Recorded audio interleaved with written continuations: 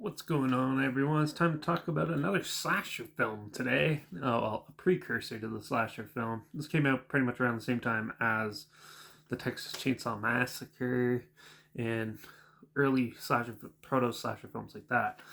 Today we're going to talk about a film called The Toolbox Murders.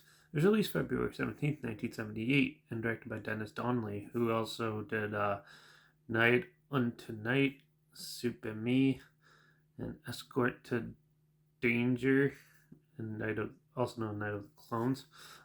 Yeah, this had a box office earnings of only $512,000. It was a commercial flop. This is before like the big slasher boom. But so basically, the Toolbox Murders is a pretty basic film.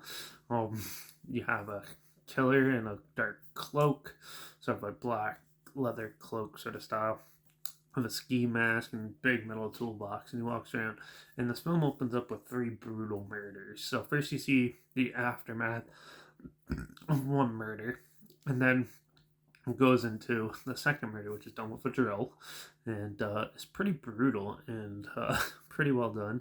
And then there's the not so interesting mallet murder with a mallet. So he basically just hammers a girl's face in, and then one of her friends comes and checks on her, and she gets a screwdriver to the stomach and bleeds to death. And then um, you get to the third girl who he sees while he's killing the other one, and this all it's all in the same apartment complex.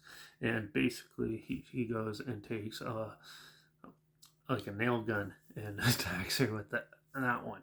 Now the cops are um, not sure how to make of it and are investigating it and doing their best to keep everyone sane and calm and everything. And as they're investigating, more dark things happen throughout the apartment complex where the killings have happened.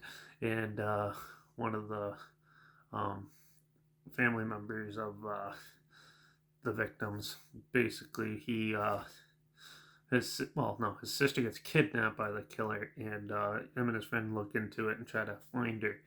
And then yeah, and then the one thing I find with this film is it makes the killer very obvious. You just gotta watch the wrists and everything, and you can make out the killer pretty quickly in this. But the twist ending, though, at the end was a little cliche, but still pretty well executed for this film. And that, yeah, it steamrolls into this big, massive.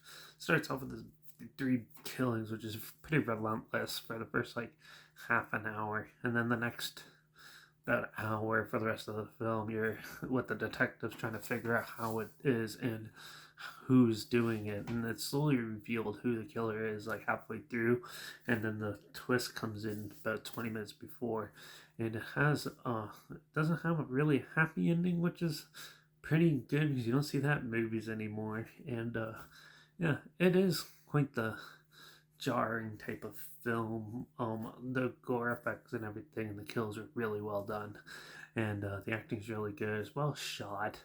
It's pretty basic, especially nowadays. But this was probably like top tier brutal at the time. But still, for what it is, it's still a good slasher film. The mystery aspect's kind of easy to pick out and stuff. But if you like these slashers and the early stuff, especially like Texas Chainsaw Massacre style, brutal type of killings, this one will be up your alley. But if you're more into like the more mystery aspect of the horror slashers, this sort of walks the line on both of them. But yeah, so but you don't see the killer right away, so I consider this one more of a horror slasher. You might be a little disappointed, so but yeah. For what it is, though, it's still a good movie. So I'm going to give The Toolbox Murders a 3.5 out of 5.